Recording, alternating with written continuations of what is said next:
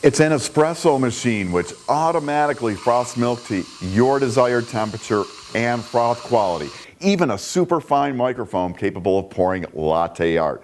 And even if the art isn't your thing, you're gonna love how much difference barista quality milk froth makes in your drinks.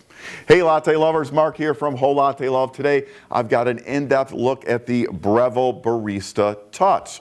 Along the way I'll show you how to make a custom flat white. So gotta say right off the bat, if you love milk-based espresso beverages like those flat whites, lattes, and cappuccinos, and a drink quality that's the same or better than what you'd get in a high-end cafe, Breville's Barista Touch is one of the easiest and most cost-effective ways to get them.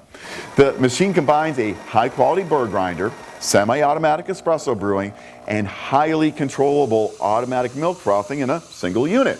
A touchscreen controls all function except for grind size adjustment. From the screen, you select from espresso, americano, latte, flat white, or a cappuccino. You can use the default settings for those drinks or customize them, including grind duration, your espresso, so you can do a single, a double, or a time duration extraction. And then what I think is the coolest part, you can set your milk temperature ranging from 110 degrees up to 170. But even hotter than that, you get 8 levels of froth density to choose from. At a setting of 1, you'll get a superfine microphone, with a delicate, silky smooth mouthfeel and latte art capabilities. As you go up to a higher setting, you get an increasingly airier froth, what you'd use for a classic cappuccino. Beyond the default drinks, you can create and save 8 more of your own with custom icons and names. And you can base those off a default drink if you want. For instance, I adjusted the default flat white, which I'll make in a minute. I set my grind time to 20 seconds, a milk temp of 140 degrees, and a froth level of 2. Then I press the Cup Plus icon to start the saving procedure. From there, I can adjust my brew time if desired, and then press the check mark to save those settings. Next, I choose an icon for the drink and I give it a name. I'll call this one Marc FW for flat white. Then I press the check mark and now my creation is part of the main screen. Again, you can save up to 8 custom drinks like that. And it's really nice if you have a number of people using the machine, or you could create custom drinks for different days of the week or different times of day.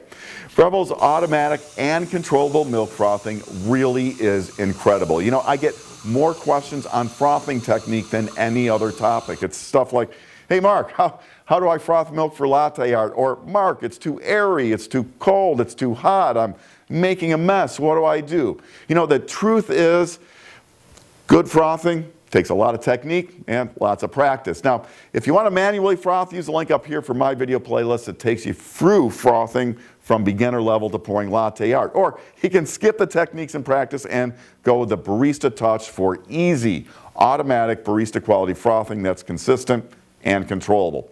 So how does it work? Well, like I said, you choose the temperature and froth quality you want. Fill the pitcher between the lines, lift the wand, press the milk button, and the machine's going to do the rest.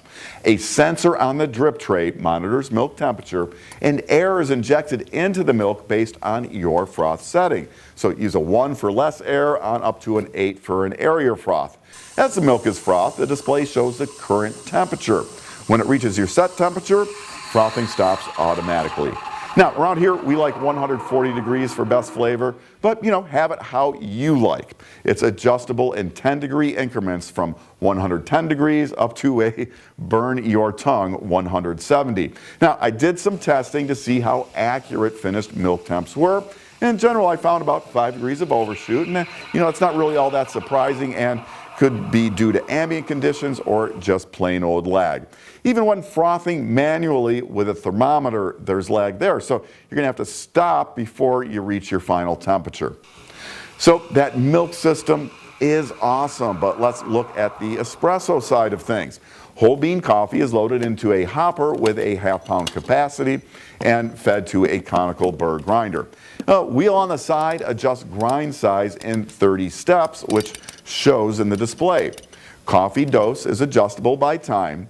Grinding starts by pushing the button on the display or by pressing in momentarily with a portafilter.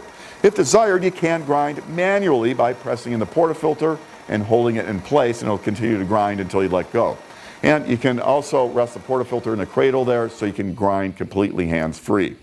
The portafilter is 54 millimeters and comes with standard single and double shot baskets and dual wall pressurized baskets for use with pre-ground coffee. The machine comes with a usable tamper, which has a nifty built-in holder.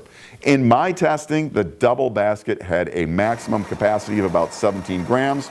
Now, you could squeeze in a little more by overfilling, but you're likely just going to spill a little out onto the drip tray depending on your grind size setting.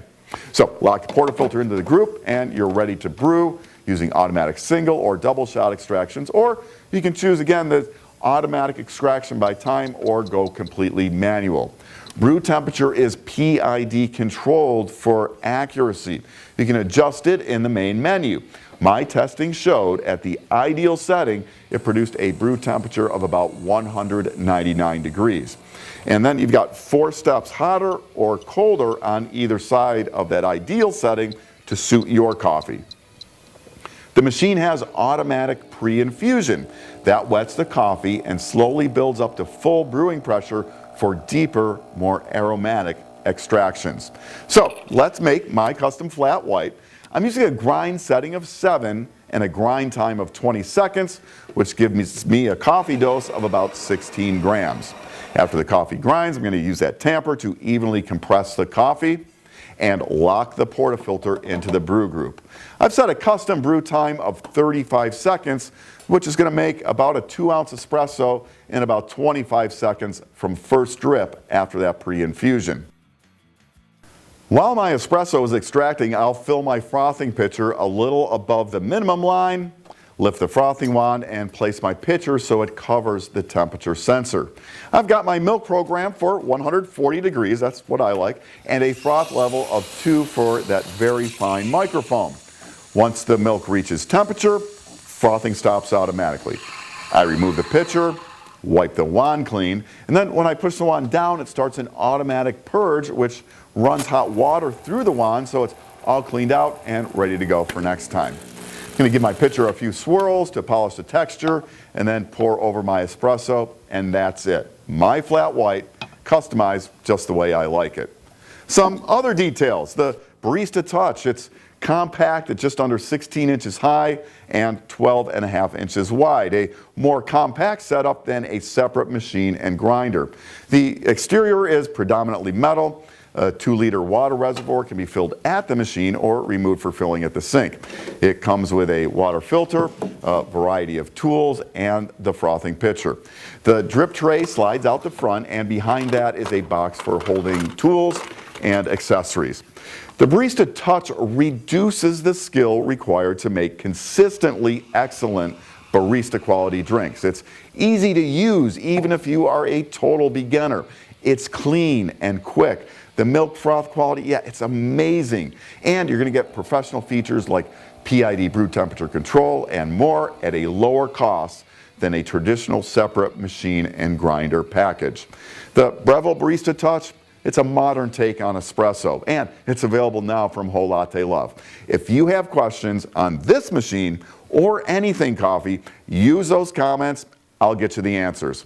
I'm Mark. Thanks for watching. I hope you'll subscribe and come back soon for more of the best on everything coffee, brought to you by Whole Latte Love.